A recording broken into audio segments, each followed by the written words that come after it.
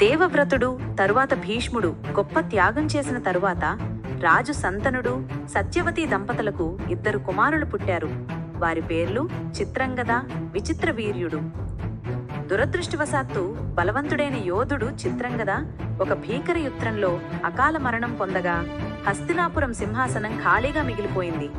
దీని తరువాత అతని తమ్ముడు సున్నితమైన విచిత్రవీర్యుడు యువరాజుగా పట్టాభిషిక్తుడయ్యాడు. అయితే విధి అతనికి మరొక క్రూరమైన మలుపును సిద్ధం చేసింది.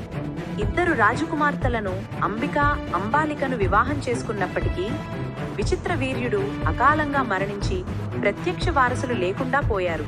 దీంతో రాజవంశం అంతరించిపోతుందేమోనని ఆందోళన మొదలైంది. ఆ కష్టకాలంలో సత్యవతి ఒక పాత ఆచారాన్ని గుర్తు చేసుకుని తన కుమారుడైన వ్యాసమహర్షిని నియోగం అనే పవిత్ర సాధన ద్వారా రాణులైన అంబిక, అంబాలికలను గర్భం ధరించమని ఆహ్వానిస్తుంది.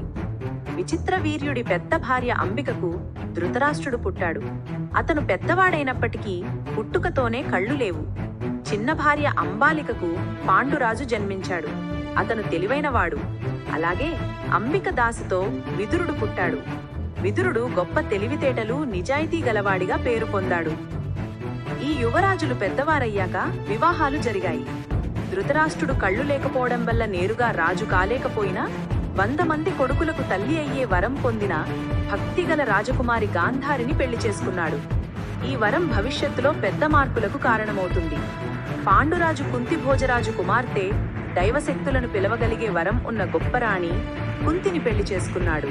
తరువాత మాద్రిని కూడా 2వ భార్యగా చేసుకున్నాడు. ఇలా కురువంశానికి తరువాత తరానికి బలమైన పునాది పడింది. ఇక్కడి నుండే మహాభారతంలోని గొప్ప సంఘటనలకు నాంది పలికింది.